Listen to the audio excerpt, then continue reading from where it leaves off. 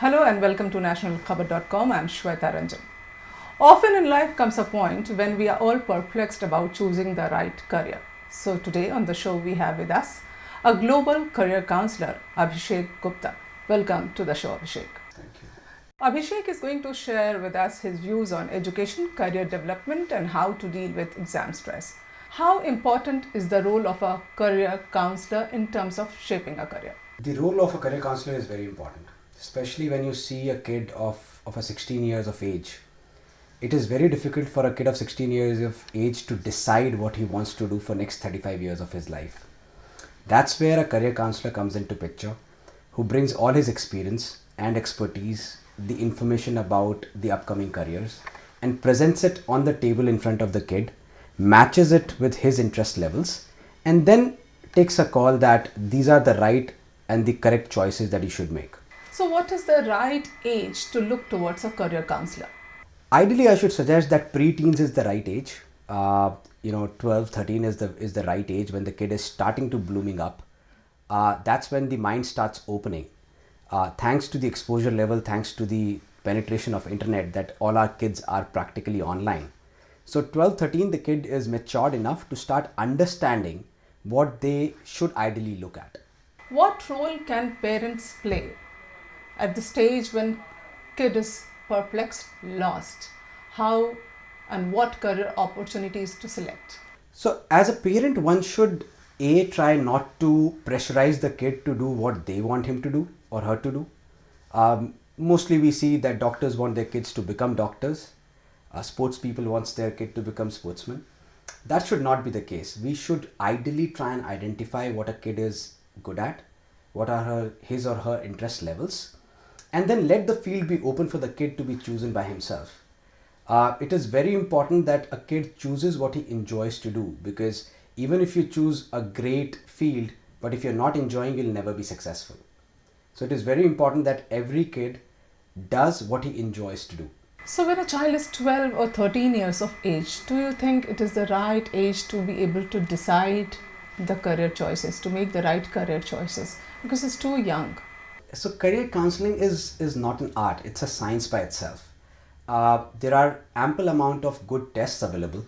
There are psychometric tests, there are interest-based tests, there are personality assessment tests, and over a period of time, even if you mature, these tests do not really change in terms of their results. So what you are, you'll always remain like that. So when a kid comes to us, we typically take the kid through a couple of tests depending upon what is the kid looking at. Is he unsure about the career choices? Or is he aware about the career choices but unsure about what he would like to do, right? Is he aware or unaware about his strengths and weaknesses? Or there is a disconnect between the parent and the child about what career option to be chosen. So there can be multiple reasons why a kid would come to us or why a parent would bring the kid to us. And depending on that reason, we will take the kid to a different kind of a test, do a session with the kid without the presence of the parents so that there is no pressure, and then do a session with the parents without the presence of the kid so that even they can open up. A job of a counselor is not only to line up the right career choices for the kid, but it is also to bring both the parents and the kid on the same page and bring harmony so that both of them are happy about each other's career choices. So is there a list of do's and don'ts for parents and kids as well? The list of do's and don'ts doesn't generally exist because it pretty much depends on a typical kid. Some kids are very aware and some are not so aware. However, one such thing that I just pointed out was that as a parent, one should avoid pressurizing the kid on taking a particular career choice. Let the kid be open to explore. A job of a career counselor here is not to push the kid towards one particular career choice, but it is to make him aware about 4 or 5 different career choices. Make the kid do the research so that he understands what goes inside that career choice. I'll give you an example. A lot of time kids come to us and say they want to get into gaming. Now, a job of a career counselor is to make the kid understand that playing games and making games are two different things altogether. So that's where a career counselor comes into picture. Another important thing is that as a parent, you might not be aware what are the good career choices for the future. There is a report which states that top 10 career choices today never existed 10 years back. I was going to come to this question. What are the job opportunities available for next 2 decades? Okay, so I can name 4 or 5 of them right now for you. For example, we are moving towards automation. So artificial intelligence is one. We are not very far from a day when there will be cars which are driverless, factories without workers, farms without farmers, and warehouses without the labor. So eventually anything which is too dependent on labor and can be replaced by a robot or can be replaced by a machinery will not be a field for the future. We are already seeing things happening around us, right? It's just a matter of time that things will happen. So artificial intelligence is one. The amount of data being produced today in the world is much more than what was produced 50 years back on a single day. So anything to do with data, whether it is data risk handlers, whether it is data managers, data miners, or data engineers, right? Everything is going mobile. So today, we generally do not surf internet on desktop anymore or laptops anymore. We are doing it on our smartphones. So each and every app which is being built today is for the future. So mobile app developers, that's another career for the future, right? So there are a lot of innovative careers which are coming up. Nanotechnology, things are becoming smaller by the day and stronger by the day, right? There is a time in future where you will not have to go to a store to buy something. 3D printers will make it possible for you to customize your own stuff at home. So is it the lack of awareness in parents that they are confused, they don't know how to guide their kids? Yeah, so let me put it this way. We have seen a lot of students now going towards and parents going towards career counselor, which was possibly not the case a decade back. The reason being is that the awareness level towards the importance of career counselors have increased. And one such reason could be what you pointed out, is that when a parent is into his or her own job or business, they become so engrossed in it that they are not aware what is happening around us. So we generally do not know what are the upcoming career options. Let me again give you an example. Almost 70% of the people working in Google today do not carry any professional qualification. They are just professionals, but they do not carry any degrees, but they are earning well. So things are changing, and one needs to make the current generation being aware of the fact that what is happening around us and what will happen for the future. At the time of choosing the right career, what should be the short-term vision and what should be the long-term vision for parents and kids? Okay, so the first thing is in the short term, it is very important to choose the right course. As a country, we are very brand conscious country. We do not understand that whether it is important to choose the right course or is it important to choose the right college. So at times we just get so swayed by the name of the college that we do not realize that we are possibly just forcing the kid. So you see lakhs and lakhs of people prepare for IIT, but how many of them make it, right? It is more difficult to get into an IIT than getting into a Harvard. So the hit rate of IIT is 1 by 10,000, and possibly the hit which is 0.01%, and the hit rate of Harvard is about 8 to 9%. So you can't even compare. As a society, we are very much brand conscious. We do not focus on the courses. My first suggestion is that in the short term, if you are able to choose the right career, you will be able to choose the right course. Otherwise, what will happen is what is currently happening. A mechanical engineer will still work with an IT firm, and an electrical engineer will also work with an IT firm. Yeah. Right? So that's not helping, because my electrical engineering degree is not helping me in IT. But I'm choosing a different course and I'm going towards a different career. So if I choose the career, I will be able to choose the right course towards that career, and courses are changing by leaps and bounds. Today you can do a lot of other things even sitting at home on the internet and still become a qualified professional. So that's a short-term advantage. In the long term, again, you will be able to do what you enjoy doing, and you will be able to at least grow along with the careers which are growing.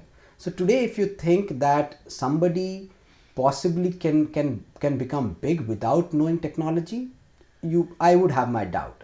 So having a reasonable level of understanding of technology is important. You might not be a techie, but if you understand it, you can take any career to a higher level by leaps and bounds. Parents mostly in India are keen on sending their kids abroad. So is it the lack of opportunities in India?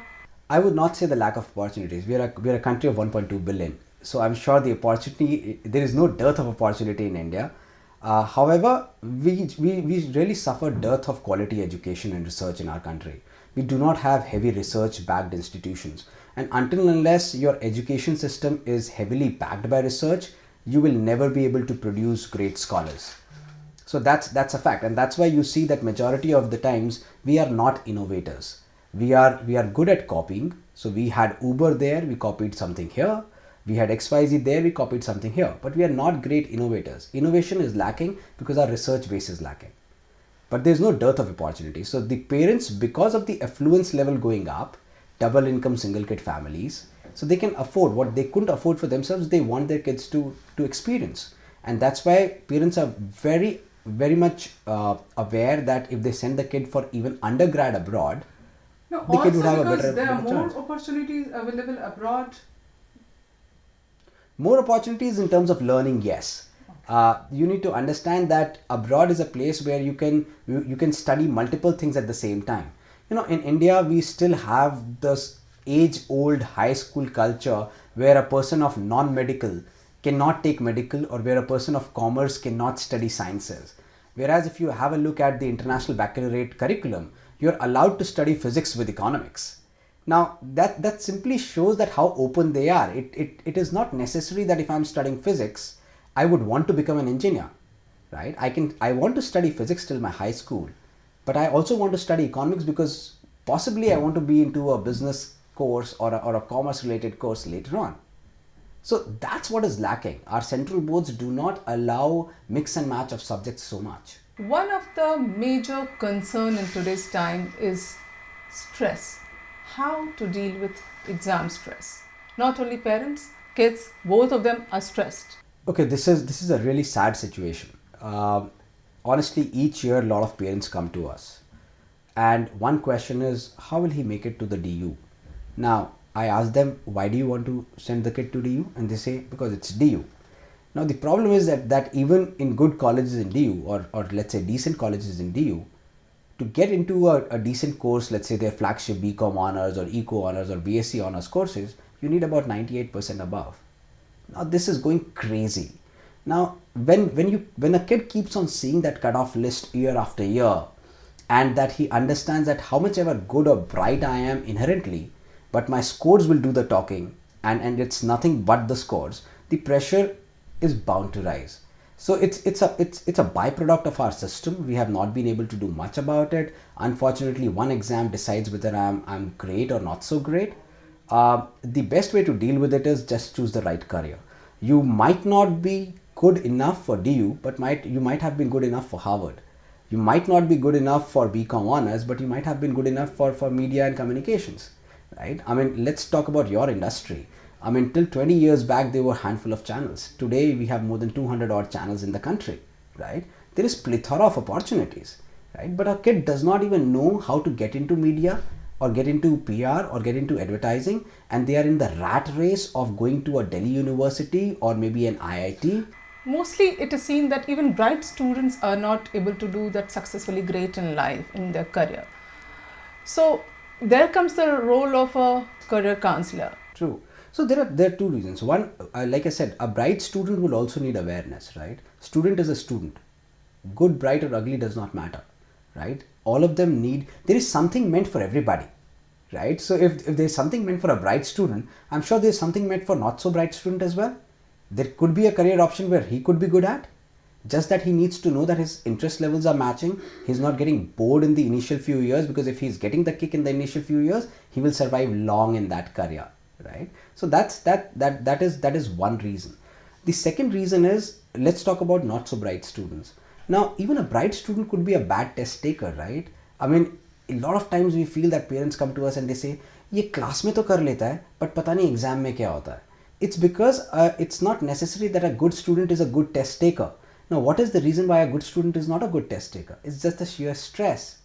I can mock a test, but I can't mock the pressure on the day of the test. So if we do not inculcate the stress handling or these social skills training inside our curriculum, we will never make strong individuals. A country is not known by the number of merit holders it gets. It's known by number of people who are strong-willed.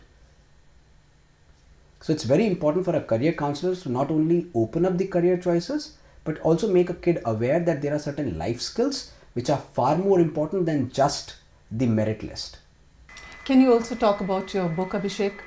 Okay, so I'm currently writing a book which is about the top 50 career choices for the next 2 decades. It is essentially going to talk about career choices for any kind of a student. It will talk about the right courses for them. It will talk about the right path to go about those courses, any certifications that you could have done to enhance your career growth there. Very interesting thing that I'm doing with my book is the first 3 chapters, where we have made it very simple for any high school kid to read. I hope that we will be able to print it in multiple languages. It will divide the world into 3 stages: the world of yesterday, world of today, and world of tomorrow. And that's where after that we talk about the top 50 career choices for the next 2 decades. Thank you so much, Abhishek, for being with us on nationalkhabar.com. Next time again we'll meet with a new personality. Till then, bye-bye.